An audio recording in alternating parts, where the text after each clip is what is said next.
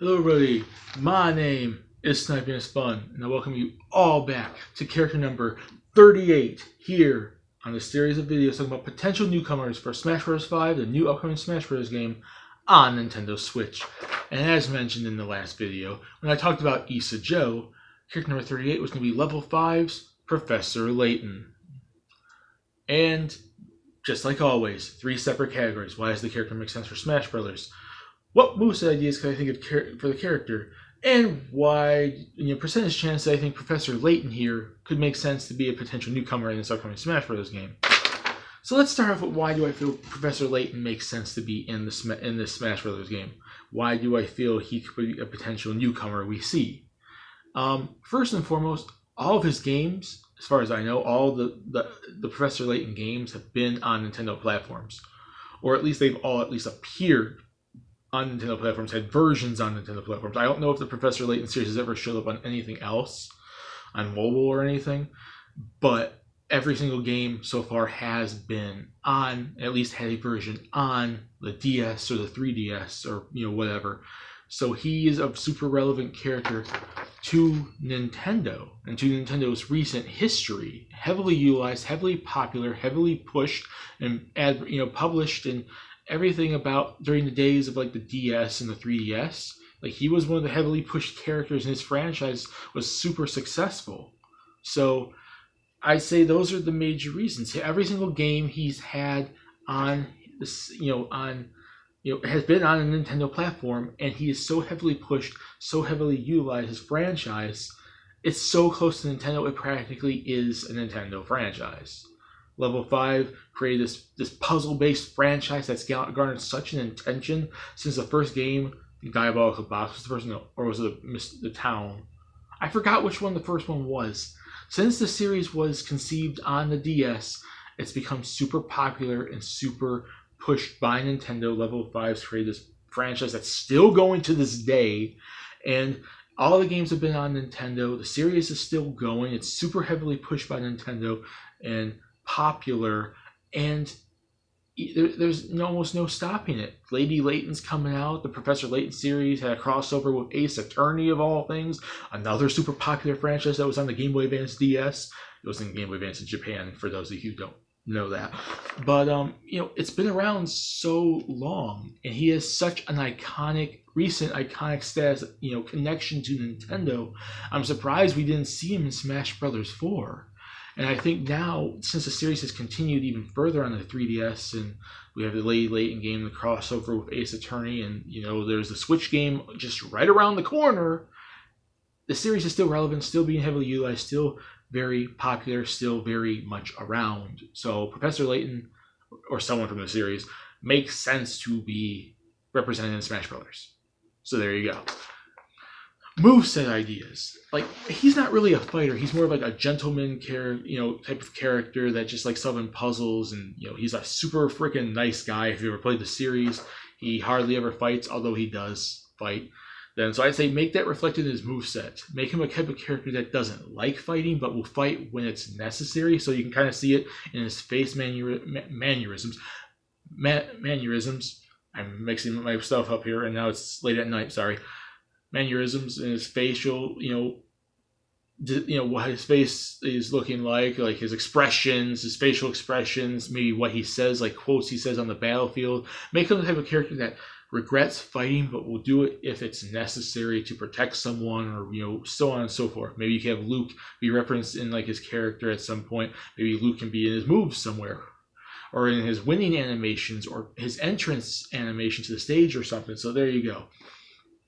So I would say his smash attacks, he's a gentleman, so he doesn't really fight. But one major time in the series you really see him fighting, he uses a fencing sword. So I would say, I know people are going to complain about making Professor Layton a sword user, but that's mainly how he fights. He's not a fist-brawling, kicking type guy. And if you put that into his moveset, it will not feel right.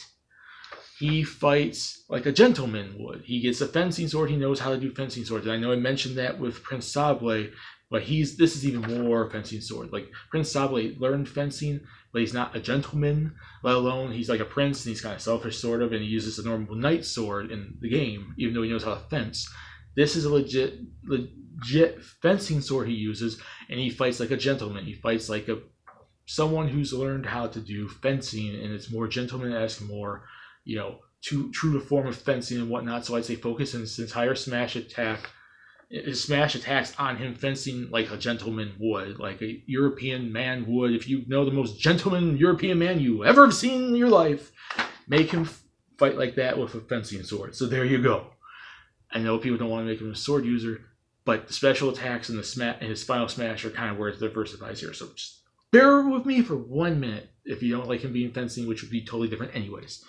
His special attacks, though, I'd give him all the different collection of items, all the different little items you can get in the game. I can't remember the exact amount of items, but there's little items you can get there, parts of the story, like dice, a pen, a hammer, teacups, canes, bottles, lamps, a scarf, a boomerang, a mirror, a record, disc and stuff like that. These different items you could find throughout the series. Have him do stuff like that.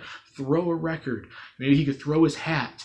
He throws a boomerang. He can smack someone with a scarf. He can take out a cane and use it like a sword type of thing. Throw a teacup. Maybe he could sip a teacup and do a little gentleman and then make you smack someone with it or something. I don't know. Maybe he just puts a lamp down to blind people, or he just throws out a pen, or maybe throws out dice to trip someone. Little different items, so it's like a wacky part of his moveset, because he's not really a fighter. He finds ways to avoid fighting. So have him he throws dice down to trip opponents, so he doesn't have to physically fight them. Maybe he does a hammer to do something to trip them, or maybe he throws a cane down or a teacup down to trip them. He has boots. He might kick someone or trip someone. A record player, just the most wackiest thing ever. I was trying to look up specific ways he could use the items, but I just more so found a collection of items used in the series. So have him just do wacky, crazy, weird things with him. He's more serious when he's fencing, so his smash attacks are kind of serious, but his special attacks are the most wackiest, non-fighting things in the world. He trips opponents, he throws stuff, he defends himself with a mirror, which could reflect a person's attack back on themselves. Any way for him to be non-violent outside of his sword user, smash attacks, focus on that. And then for his final smash, the series is all about puzzles being solved. And when you solve it, there's the black screen fade in with the Layton European L and stuff. It's and then he points to the screen like this and whatnot. I would say focus it on that. Puzzle solved. Solving a puzzle, whatever the heck you want to call it. And the puzzle screen shows up. Layton makes his little quote, and then a puzzle appears on the screen, and then it's solved, and whoever's in the vicinity of the puzzle being solved, it could be a random image, or it could just be boing, this big light, a type of thing, where it's the puzzle's just solved on a stage. We don't see what the puzzle is, or you can maybe have a couple different designs for a puzzle in front of you being solved from the series. If anyone's in the vicinity of that puzzle being on the screen, they get hit with it, sent flying off the stage, and it does a good amount of damage to them. It's not the most damaging thing. It's not the most powerful, damaging, KO-based attacks, but if people are damaged enough to be sent flying off stage anyways, and it's not like he's going to do something super violent, and you have to base something in his moveset off his puzzle solving, so make that his final smash. Puzzle solved, he makes his little quote, he points to the screen, or him and Luke can point to the screen, the puzzle appears on the screen, solved, and it causes the explosion that just sends people force field off the freaking stage, and if they're not damaged enough, maybe it just hurts them enough, I don't know. Seriously. But that's it for his moveset. Now, for percentage chances I could see him actually getting in the game, it's not the highest, it's not the lowest. I'm not going to put him in the same category as a Fire Emblem 16 character, or Rex, or Silicon Alm, or even Rayman, or Bomberman, or Shovel Knight, or Shantae, or Dixie Kong, or anything. But he's in the category right below them. He's in a category that still is very possible. It's just not the most possible, and I'm going to give him an 80% chance. Not the best, but still very possible, and that's entirely dependent on the future of the series, which we already know the series is going to continue on Switch. The Switch is going to get a Professor Layton game, or 2 or 3.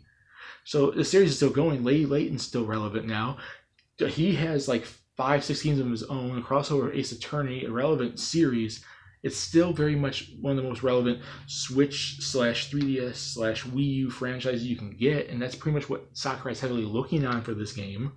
And I would say he fits that category quite well. Not the best, but very quite well. And that's it for Professor Layton, the gentleman with the puzzles. And Professor Layton will be placed right here like a gentleman would, just down there. I'm not going to drop him like I did Issa Joe or Funky Kong or whatnot. And he's done. Putting the counter, do you guys want to see Professor Layton? Do you think he makes sense to be in? What reasons do you think he makes sense to be in? Do you think 80% is too high or too low? What percentage would you give him? What moveset would you give him? It's kind of like he has a lot to go with, but not a lot at all either. So it's kind of going to be a challenge, but you have to mix the gentleman-esque with something that he would fight with too. So what would you do? And that is it for character number 38. Next time for character 39, we are going to travel back to the world of ARMS with the third character, one of the more relevant characters outside of Springman and Ribbon Girl, Min Min. See you all later.